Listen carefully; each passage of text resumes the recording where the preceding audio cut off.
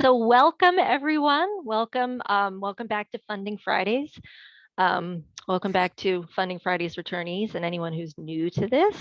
I am Effie McLaughlin. I am the Director of Grants and Research Programs in the Office of Research. I've been in the Office of Research for about 10 years, and I administer and oversee most of the internal grant programs for the Office of Research and most of the research development office initiatives or programs from the Office of Research of this is one of the Funding Fridays webinar series is part of our effort to reach out to all researchers across the university and provide them with helpful information and tools to help them both, pursue funded research opportunities, develop their research, professional development, promote their research, all those good things. So today I'm super excited. We are celebrating Open Access Week. And I was just talking to my colleague Meg Wacha about all the activities that they've been doing to promote and talk about Open Access Week. We will be discussing the basics of open access publishing and provide you with some practical advice about how to share your own research. And also locate freely available research produced by others. And as I had mentioned before, going to be presenting today is the CUNY Scholarly Communications Librarian, Meg Wacha. So this webinar series is in partnership with the Office of Library Services. We're very fortunate to be partnering with the Office of Library Services and also the RF-CUNY, the Research Foundation Office of Award Pre-Proposal Support. And the goal of this research webinar series is to provide a living resource, as I'd mentioned, for research development support and information for researchers across the university. And we hope to capture everyone, grad students, postdocs, junior faculty, senior faculty. Oh, you put up my little disclaimer thing. Anyway, yes, you should know that this webinar is being recorded.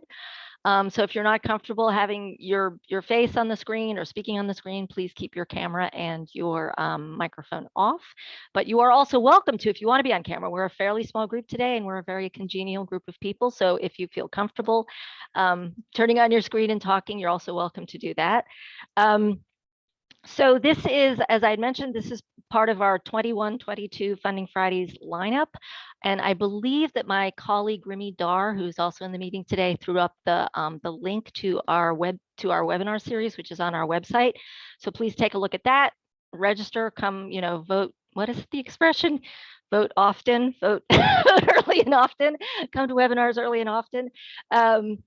And so we have, and I mean, this is the second one for this fall. And there's actually, Meg is presenting again in the beginning of November about the scholarly uses of Wikipedia. So you should definitely come to that. And we have a program officer from the Fulbright, who's going to be coming and speaking about Fulbright Awards, and we also have performing and arts funding opportunities and lots of other things.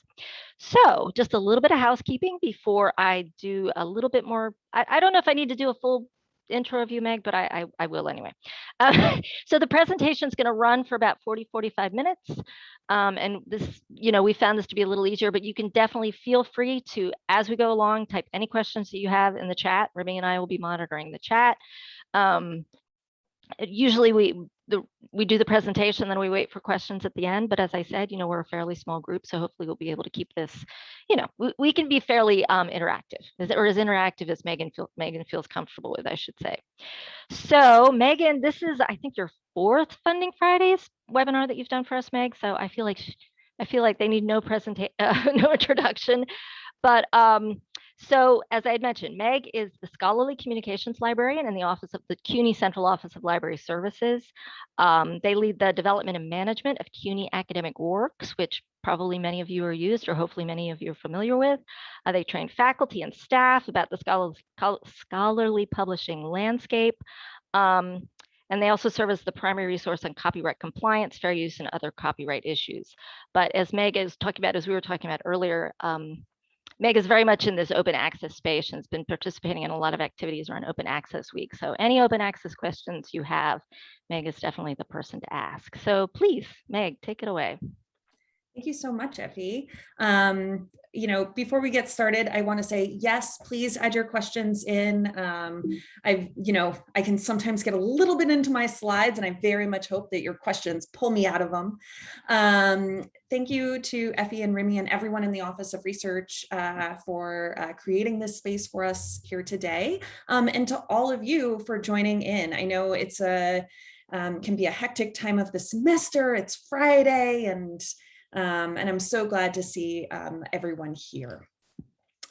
So my goal for today's webinar, for our time together, is to introduce you to the basics of open access publishing, what it is and how it started, and to provide you with practical tips for locating freely available research produced by others, so you may expand the wealth of resources as you conduct your own research, as well as to provide you with tips and tricks for freely sharing your research so that others may do the same. Now, as Effie mentioned, this event is offered in celebration of International Open Access Week, a global event now entering its 14th year. This year's theme, "It Matters How We Open Knowledge, Building Structural Equity," intentionally aligns the recently released UNESCO recommendations on open science, of which open access is a crucial component. As the first global standard-setting framework on open science, the UNESCO recommendation will provide an important guide for governments around the world as they move from aspiration to the implementation of open research practices. But it's not simply enough for the highest level research universities to make their work available, as many of them are. The recommendations call for equitable participation for all producers and consumers of knowledge. And here I must quote, that they are committed to ensuring equity among researchers from developed and developing countries, enabling fair and reciprocal sharing of scientific inputs and outputs, and equal access to scientific knowledge regardless of location, nationality, race, age, gender, income, socioeconomic circumstances, career stage, discipline, language, religion, disability, ethnicity, or migratory status, or any other grounds, right? So when we talk about open access, we often hear about it, taking our research and putting it back out there, and that's a really important component of it. But it's also about a return to a dialogic, right? About reading the work of others as much as they are reading ours, right? So that we can engage in this larger global scholarly conversation. And so my hope is that today's webinar really advocates and supports such practices. It's important to understand the history of how scholars in the Western world have historically communicated their findings to advance the pace of scientific progress, and to also understand that this is wrapped up in a history of colonialism, one in which the Western world determined which ideas to circulate and under what terms. One of my colleagues, Anasuya Sengupta, with the organization Whose Knowledge, is always sure to remind us that only 12% of the world's knowledge is actually available in text form. And so while that's a large portion of what we're concentrating on today, it's important to acknowledge that information is exchanged through many other traditions, including oral knowledge, embodied knowledge, through different cultures and practices. So with that acknowledgement, as we are often trained to think about it, the history of scholarly publishing, scholarly communication in the Western world really starts in the mid-17th century. Empowered by the printing press, scholarly societies gave rise to the first journals by taking the information that was once communicated via letters. They were read aloud at the meetings of the scholarly societies. And the printing press allowed them to print these letters, bind them together, so the research results could be widely disseminated and built upon in what are now known as journals. And from the first issue of the Philosophical Transactions of the Royal Society of London, which is widely regarded as the first academic journal and was launched in 1665 by Henry Oldenburg, from that journal into the 20th century, scholarly publishing largely kept within this tradition. But when a new technology, the internet, came about, it offered researchers and scholars a new means of disseminating information. And since its earliest days, it's been used to openly share their work online. And so we saw this in the 1990s when a number of research communities established preprint servers, including arXiv in physics, RePEc in economics, and SSRN in the social sciences, all of which advanced the pace of scientific progress. And this is something that was really brought home over the last couple of years as we saw researchers sharing their work about the coronavirus in preprint repositories like bioRxiv and medRxiv. Scholars also began establishing some of the first fully open access journals to support a new model of freely accessing research content while still working within the traditions of peer review. But in contrast, commercial publishers harnessed the internet to shift from a model in which journal content is purchased and held by the libraries, allowing us to lend it freely to you and to others, to one in which it is licensed, just like a movie on Netflix. And despite the lower distribution costs for publishers, right? So there were no stamps to buy, there's not paper to print. We saw a dramatic rise in the price of journal subscriptions, one that drastically outmatched inflation and our libraries' budgets, forcing many libraries to unsubscribe. And we've seen these publishers' profit margins continue to rise. In fact, they often outpace those of companies like Starbucks, Apple, Disney, Google.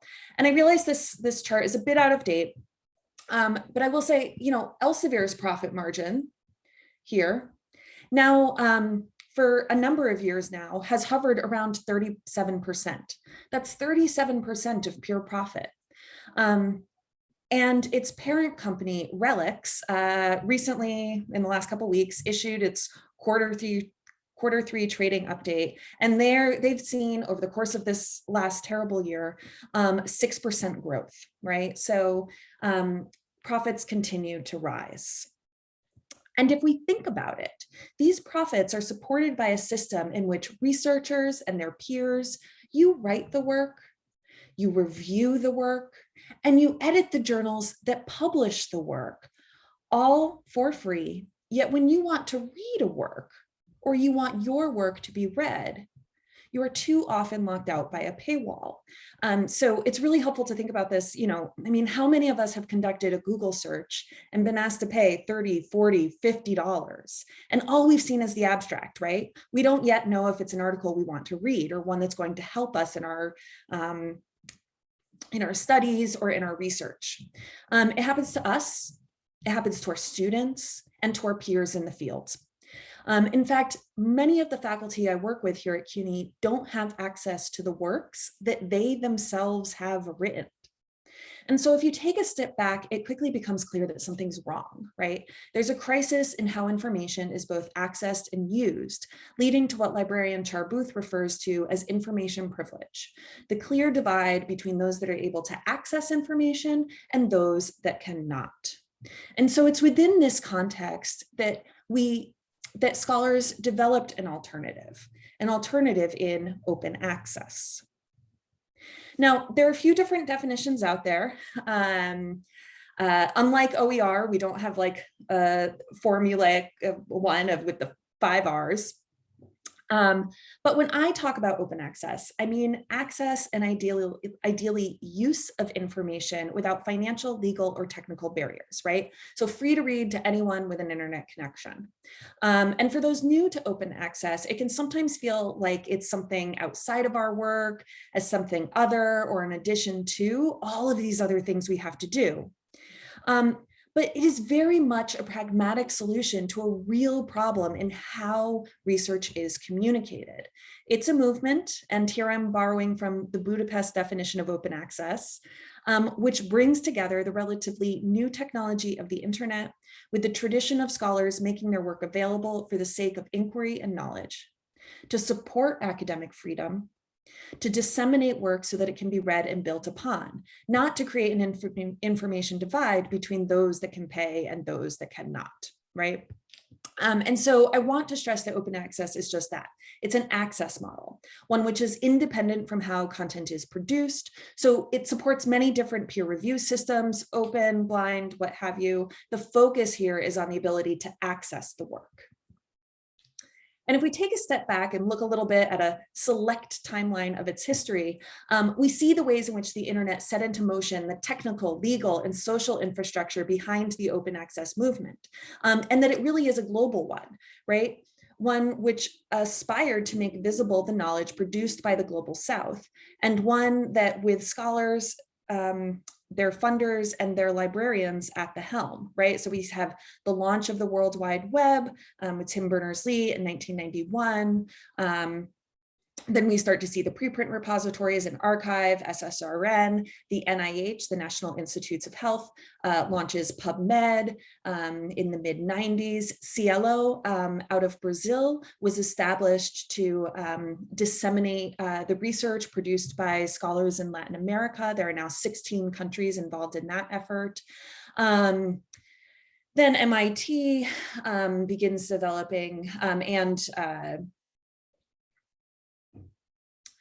the name of the university is escaping me, but a wonderful university in Vancouver develops the open journal system, and MIT develops our first repository system. And we begin to develop names for open access, for open education in 2001, 2002, so that by the time that we hit the mid-aughts, right, we have the language, we have the infrastructure, and federal funders begin to say, you know, that open access is not only a good idea, it's one that they will require for federally funded research.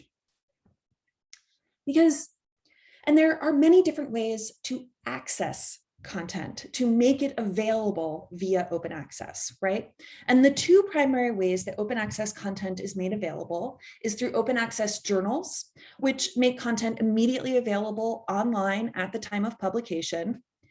But open access is also about supporting author choice. So whether an author publishes in an open or a subscription-based journal, they can choose to self-archive that work in an open access repository, which can be specific to an institution, a discipline, or, as is the case with PubMed, a funder.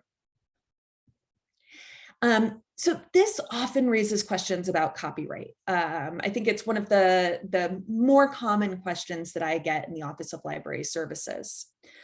Because after an article has been written, peer-reviewed, and edited, the author is often asked to sign a copyright transfer agreement that gives the publisher all or some of their rights to that work. But the good news is that scholars can publish and keep their rights. They can do both things. And in fact, most of the journals that are out in the world permit authors to retain at least some rights to their works. So when I first joined CUNY, I guess 6 or 7 years ago now, I conducted an analysis of the sharing policies for journals that CUNY faculty were already publishing with, right? So those are the journals that are most relevant to CUNY faculty, and I wanted to know what their sharing policies were. And while it depends on the discipline and the school, between 85 and 95% of the journals CUNY faculty were already publishing in allowed them to share their work in some form. Now, it might not be that beautiful final PDF that they put out in the journal, but in most cases, it would be the final peer-reviewed and edited version. So the perfect content, right? That well-reviewed content, just without the publisher's formatting, right? And permitting those authors to share it online. And regardless of whether the work is made available in an open access journal or in a repository, these works are easily discovered through search engines such as Google and Google Scholar, as well as through library discovery tools. And this is important because it means that readers don't have to know, what specific repository to go to or, who the author is to go to their website, right? It means that readers come to them naturally wherever they conduct their research. So who benefits from open access? Well, everyone. Students have access to the works that they need in our classrooms and after they graduate from our institutions. When I think about concepts like lifelong learning, I start thinking about a study done by a group called Project Information Literacy. They worked with a little less than 2,000 students from 10 institutions, from R1 to community colleges, and they asked them how they were finding and using resources in their personal and professional lives after they left the school, whether they graduated or they did not. 73% of those former students found it difficult to locate affordable sources of information that they needed. They were frustrated because they lost access to the library's databases. But 27% of them were using open access repositories as a part of their professional lives, right? So sharing your work in this way really goes back to supporting that interest and that commitment to lifelong learning. Open access also benefits researchers and other readers, regardless of their affiliation or their ability to pay. This includes our students, Wikipedians, where I spend a lot of my time, as well as researchers at nonprofit public health organizations, your doctor. All of these individuals need access to the most recent research. But it also benefits the authors themselves, right? Open access benefits the authors and it benefits the work that they distribute. By making a work openly accessible, it is shared with those who can't access it, which can lead to further collaboration and opportunities. It provides increased visibility via search engines. And when work is read more, it can be cited more. And there's research that supports what is known as the citation advantage.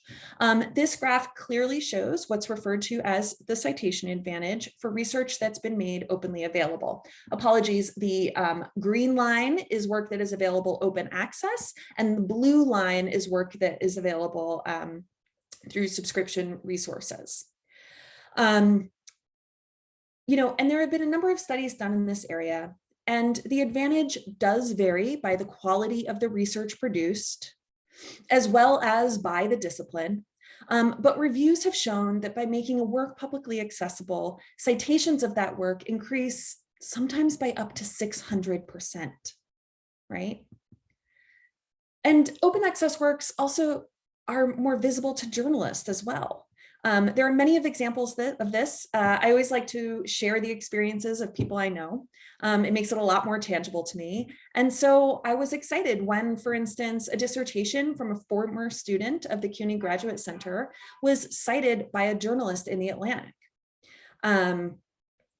In this case, it was an article about marginalized families being pushed out of PTAs, right? And they can do that because the work is openly accessible. We regularly hear from researchers, from students, from educators, and from practitioners around the world who are finding CUNY research via our repositories and integrating it into their lives and into their work. Open access is a movement. It's a movement of researchers and scholars, but also of students, provosts, funding bodies, and the general public. And over the course of the last 20 years, we've really seen that the open access movement has gained an incredible amount of momentum. Federally funded research paid by public tax dollars must now be made accessible to that public. And while some scholars have to make their their work publicly available, many are choosing to do so, right? Their actions are affecting tangible change so that the open access movement is no longer a fringe group, right? But it's the mainstream. Open access is inevitable. So that now, supported by libraries and their societies, scholars are building the infrastructure so that open access becomes a sustainable model for the long term. There are a number of different models out there, but I want to share the ones that are more sustainable and equitable in terms of one's ability to share. I do want to acknowledge that over the course of the last 20 years, there have been a number of myths around open access journals. The two primary ones being that open access journals are of lower quality and will work against a scholar's tenure file. And the second being that it's a type of vanity publishing, right? That authors must pay to publish in open access journals. When in fact, the quality of an open access journal, just like a paywalled journal, depends on the quality of the submissions it receives and the review and editorial processes that shape it into its final published form. Some open access journals are amongst the most prestigious in their disciplines. And while we're increasingly seeing some of the larger commercial publishers like Elsevier, Springer Nature, and Taylor Francis offer options to make your work available open access for the right price, those fees called article processing charges don't actually relate to the cost of publishing. And so it's helpful to remind ourselves that 70% of open access journals publish that work at no charge to the author, right? They have other systems that support their continued and sustained progress. So in its best form, open access is scholar-led. For instance, the Public Library of Science, a nonprofit which published its first journal in 2003, to the Open Library of the Humanities, which launched in the last 10 years. Both of these projects are run by scholars and are in service to scholarly interests, so that when the 6 editors and 31 editorial board members of the prestigious journal Lingua resigned in protest of Elsevier's subscription costs and practices, the Open Library of the Humanities was able to work with them to start a new journal, Glossa, that met their needs. Martin Eve, who is a professor at the University of London and the founder of the Open Library of the Humanities, remarked that right away it was 50% cheaper to run the journal through the Open Library of Humanities than it was through Elsevier. Right, so it really is more sustainable and a better use of our expenses when we're not supporting those 37% profit margins. And the great thing is that we're increasingly seeing this trend in monograph publishing as well. Punctum Books, for instance, calculated the average production cost per title, the first copy costs, right, based on staff, overhead, and they found that the average per title cost for a monograph was a little over $5,000 per title. Right? That's the same price that a lot of commercial publishers are charging authors to publish a single article. And Punctum can, publish a whole book for that amount. And so we're starting to see academic presses such as Duke and MIT, of course, Oxford and Cambridge are doing this as well, are offering a number of their titles available open access. It supports their mission to disseminate knowledge, but it also supports their profit margins, if we're being really honest. Books that are available open access in whole or in part have increased sales, right? It makes sense, right? You put out an academic monograph, you put out an academic book, it might be a little bit pricier. And so people want to go and read the introduction, read a chapter and make sure that it's what they want to bring into their collections, whether that's personal or the ones of their libraries. And regardless of whether our work is Was there a question?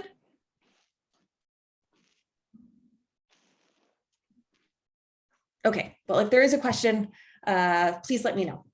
Now, regardless of whether a work is published open or closed access, many scholars are also sharing their work through disciplinary repositories, right? So they focus on a specific field. Again, this started first with Archive and Physics, which launched in 1991. And most notably over the last few years, we have things like SocArchive and BioArchive.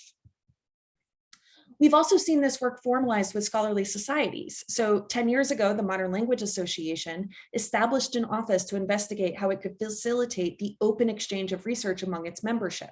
So it changed its author agreements, and it launched a repository and a social networking system based off of the same technology used here at CUNY for CUNY Academic Commons.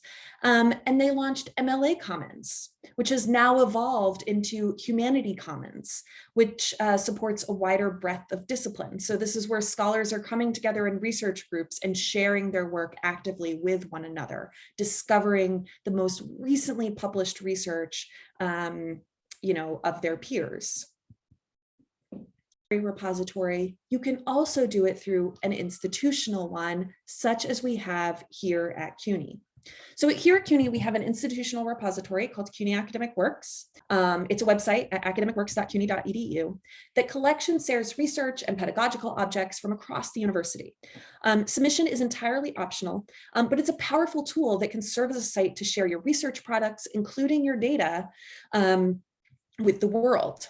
And I think it's important to note that CUNY Academic Works only exists because the University Faculty Senate recognized that open access is deeply aligned with CUNY's commitment to educating the public and making knowledge accessible and affordable. And so 10 years ago, it passed a statement and resolution on open access, and it called for the establishment of an institutional repository. And so when not 10 years ago, so a number of years ago after that, when we established the repository, we recognized the called for by the faculty and really built it in service to the faculty. If you want to use the repository, you simply go to the URL academicworks.cuny.edu.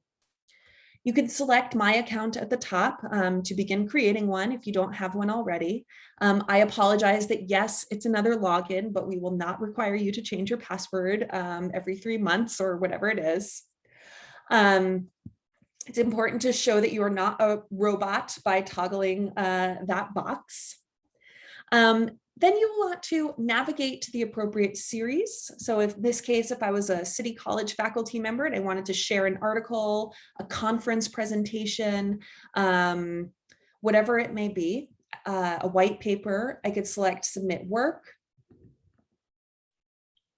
Sign the submission agreement that essentially says that you are the copyright holder or have the permission of the copyright holder to share it. And it gives CUNY the right to share your work via the repository. If CUNY ever wants to do anything else with your work, I don't know what that would be, but if it did, CUNY would have to come back and ask for your permission. Because again, I know that copyright can be a point of anxiety for creators, and it is one of the most common questions that I get. I do want to note that it doesn't need to be very difficult. That you have a number of options. You can read your contract. I recognize most people don't have it available to them after they've already published. So you can check your publisher's default sharing policies. There are some websites that can help with that. You can simply ask the publisher in plain language for permission. Hi, I'd like to share it via a nonprofit repository. Can I do so? Fine. Or ask a librarian. Myself and my colleagues throughout CUNY libraries are available to assist you in this process. And I want to say that, this isn't just about articles again. Self-archiving policies for books often allow authors to share one chapter or up to 10% of a single or multi-authored work. So if you're in a collection and you wrote a chapter, you can likely share that in the repository after a brief embargo period. So I am comfortable with this submission agreement, so I agree to it. And then I'm asked to add some basic metadata describing myself, yourself, and the work. This takes maybe 5 minutes. If your publisher requires an embargo from the date of publication, that's fine. You can enter the embargo period here, set it and forget it. We will hide the work for a period of 6 months or a year, whatever they require. And then once that period expires, the work will automatically become available. You don't need to remember to do anything. You then upload the file of your article or a spreadsheet. If you're uploading data, you can upload your code book as an additional file, whatever it is that you're uploading, your slides here. It is important to note that we do require a file because the purpose here is to make that work, not just information about the work, but the work itself publicly accessible online. And that's it. Then it goes through a brief review process by a librarian just to make sure that the metadata, that those descriptions are all where they need to be.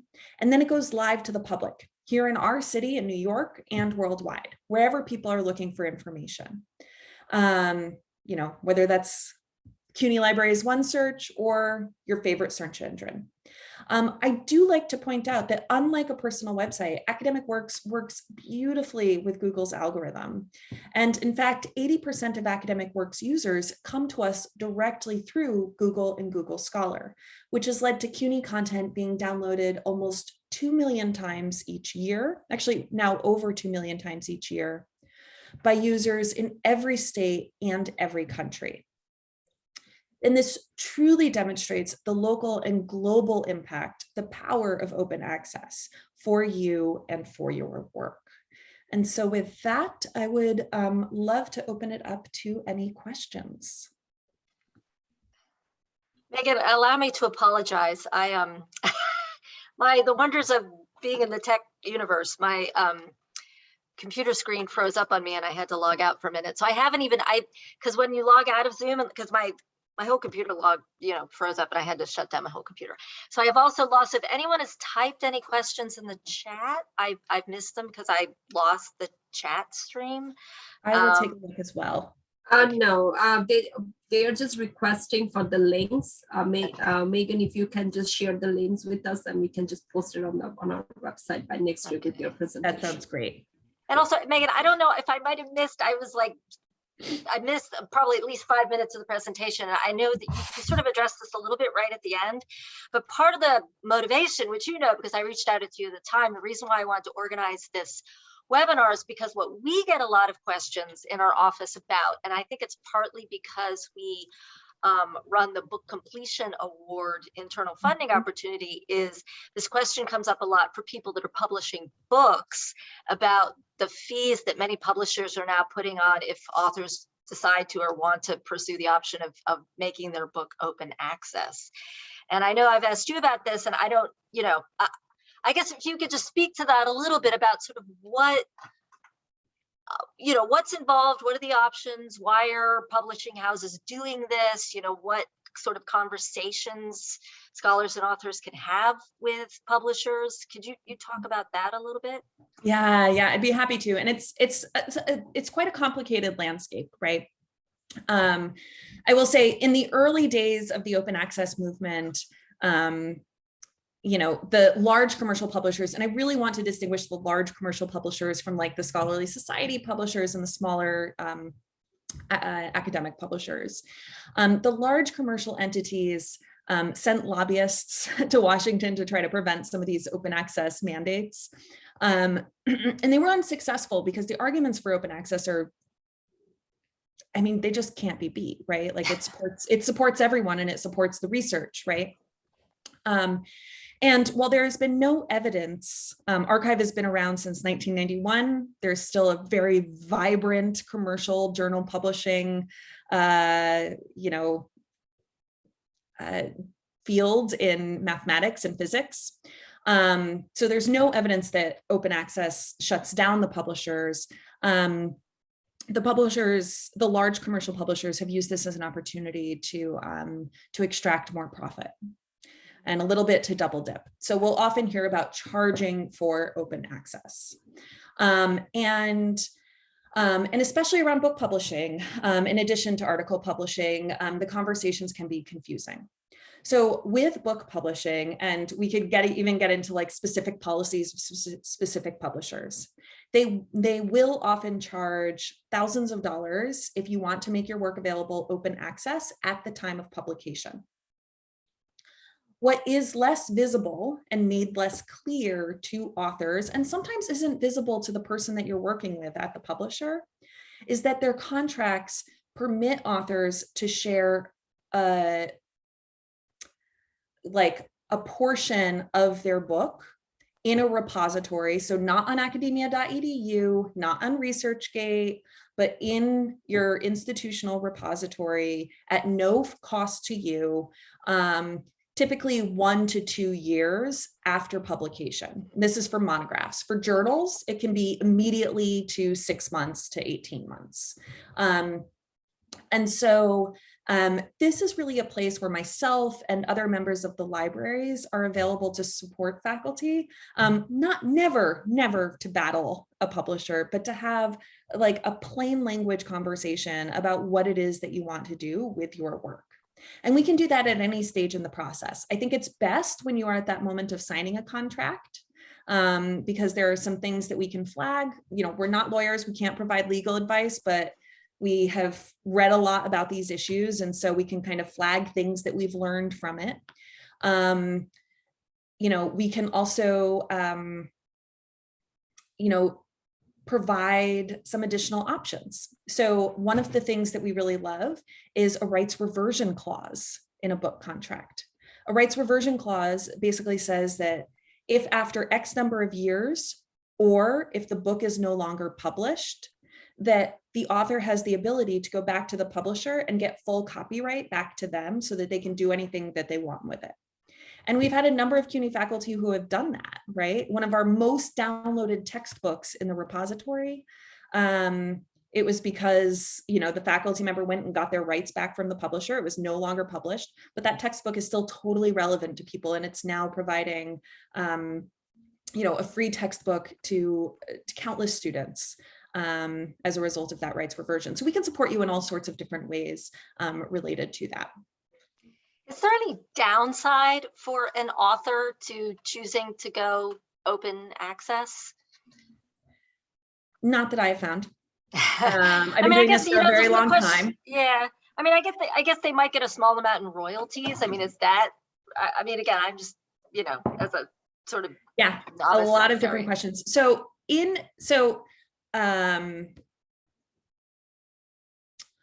right.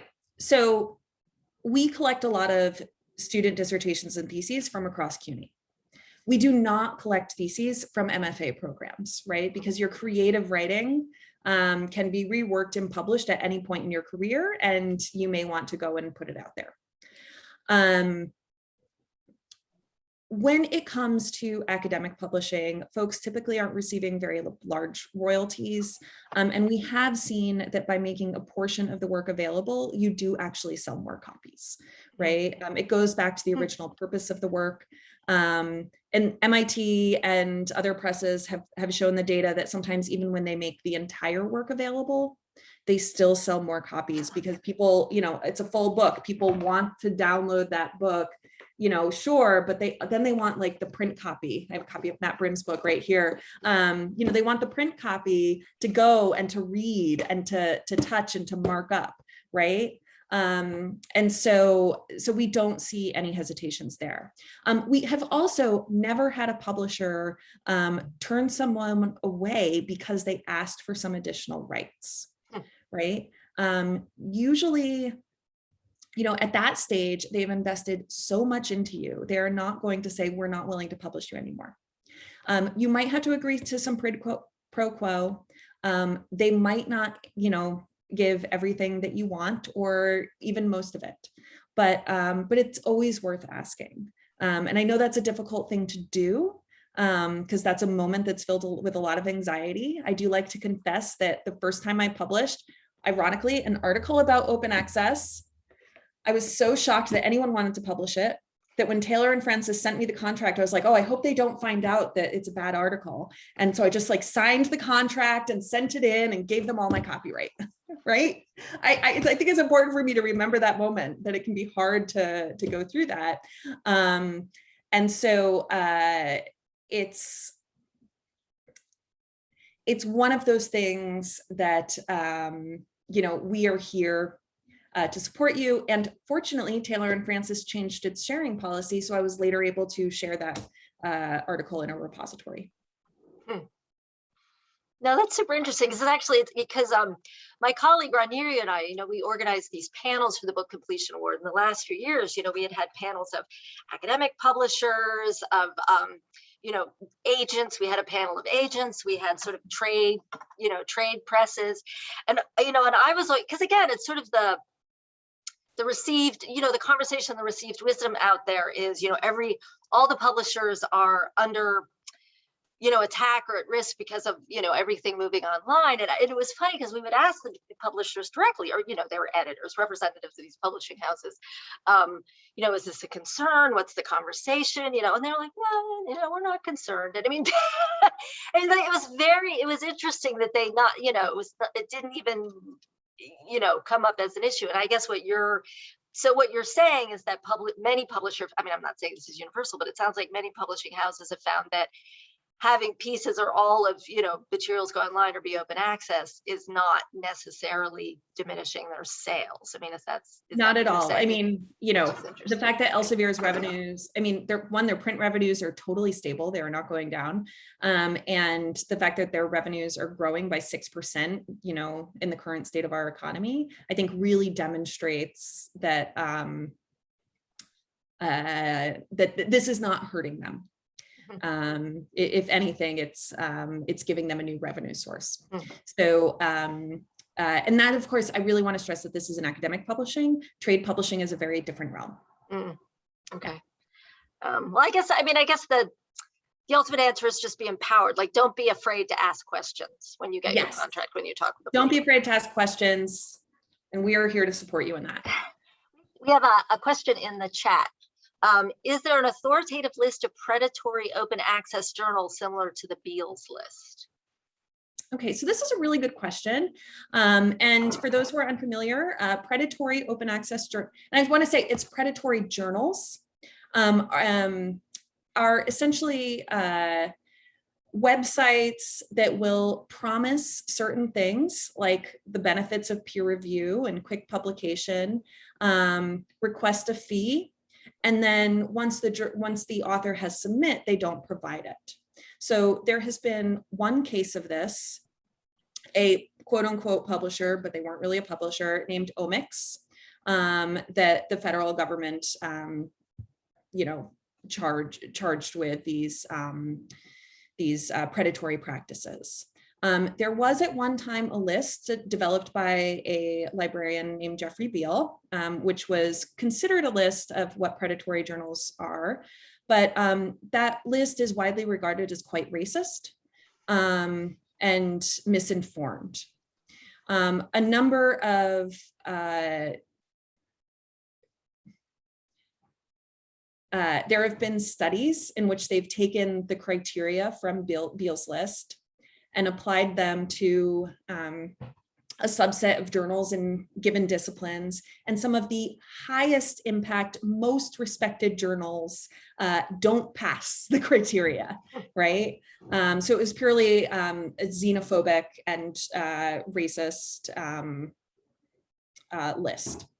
And so in lieu of, there are poor quality open access journals, there are poor quality toll access journals, there are poor quality journals published by small journals, there are poor quality journals published by the biggest and most respected commercial publishers, right? We've seen a lot of the large commercial publishers putting research out there that is,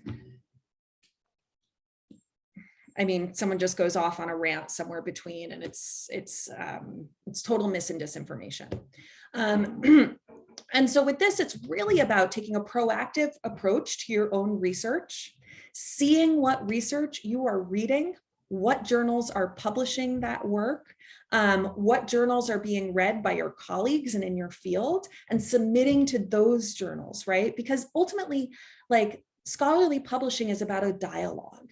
It's about a conversation. And so the works that you're citing, right? It's important that your works are put into the public conversation about, with us alongside them in those same journals. So, so the best thing to do is to use tools like Think, Check, Submit, thinkchecksubmit.org, that, just kind of point to things that you might want to look for. But ultimately, if you've never heard of a journal before, it's probably not the best journal for you and for your work.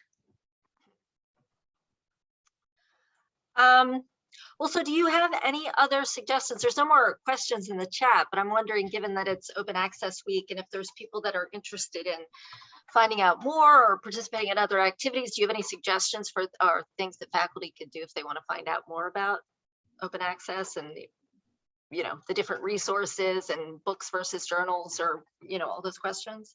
Most definitely. So myself and my colleagues in the libraries, there is a librarian at every campus who is knowledgeable about open access and loves open access. Many who, don't wear it on their sleeve as much as I do are knowledgeable about open access and love open access. So we are available to support in all of those realms. I would also say that if you are actively involved in the open access world, whether that's working on a journal or interested in working on a journal, to please reach out and let us know. We do hope to build out a community of practice around this. And also, there are a lot of interesting conversations happening right now. If you go to openaccessweek.org, there are events that are happening all around the globe around this. I attended a wonderful talk earlier this week by Leslie Chan at the University of Toronto on decentering whiteness in academic publishing. So that we can continue to dive into these issues and ultimately concentrate on having as a